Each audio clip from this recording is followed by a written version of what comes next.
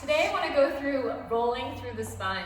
You may have had that experience in your exercise class where you're lying flat on your back and your teacher asks you to roll all the way up to sitting and you can't quite do it.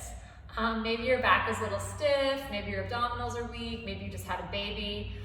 Regardless, whatever it is, there's ways to modify that movement in order to get your spine moving and also get your belly working and not going the full gamut. So it's just going part of the way. So if you're on your mat, go ahead and put your mat down and you're going to sit on your butt. So getting up, you're here, you're lying down, and you're asked to roll up and you can't quite do it. Maybe you use your arms to help you get up. If you're doing a one-on-one, a lot of times in Pilates, we will put a strap over your feet to help balance you out. If you don't have that tool, you can always start sitting. So instead of thinking about rolling up, let's think about rolling back. So if we were to start this move, I'm sitting up on my seat as much as I can. My legs are bent. The arms are reaching out in front. I'm lifting up through the spine. My back is nice and long and flat. You can take a breath here, and you're going to start to roll back from your sit bones to the back of the pelvis.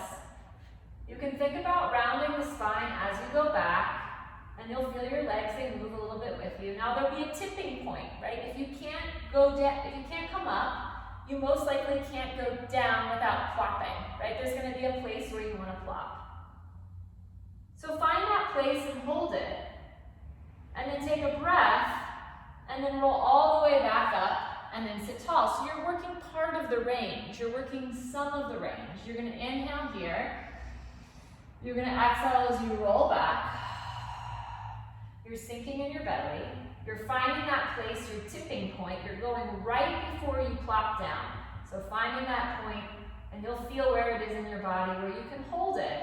You take a breath, and then you roll up and you sit tall. So you're working your controlled range, the part of the range in this movement that you can control before gravity takes you and you fall down. Yeah, so try it again. Inhale, and exhale as you roll back. Working that controlled range. Taking a breath and roll all the way up. Inhale, exhale as you roll back. Sinking in my belly as I go back, taking a breath, I'm rolling all the way up. By the way, if you can sit and roll up, no problem. This is also a great exercise in and of itself.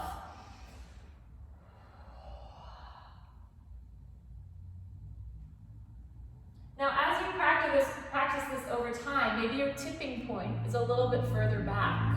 So you can go back a little bit further and you have more control over that range and you can roll all the way back up. And maybe you can go a little bit further back. So eventually we start going down and we bypass the tipping point because we have full control and we can roll all the way down and then we can roll all the way back up. And then we can roll down and all the way back up. And if you're not there yet, it's fine. Also in the Pilates studio, we have springs and bars. The equipment really helps leverage you. So at some point in time, if you can get into the studio, it will really help you to work on this skill as well. Another thing to practice, okay, if we are thinking about coming up and we can't do it like this, maybe we can use our arms. We need a tool. So we can use our legs as a prop, as a tool, as something to generate some momentum in order to propel our torso up in space. So if you're here, right, let's say you're down, you lift one leg up, you lift the other leg up, you're feeling connected to your trunk, your hands are going to go underneath your knees. If you were to pull your knees into your chest, reach the legs away from your body, you could then use your legs as a weight to propel your body up to sit. And then you can try it rolling back down and you pull the knees in. Then you reach the legs away and you roll yourself up. And you try like so. So this is another way, instead of using your arms on the floor, right, to propel your body up to sit, using a little bit of momentum. And you can do this in class. If you're in a Pilates class and you can't do the roll up, You can practice one of these two modifications.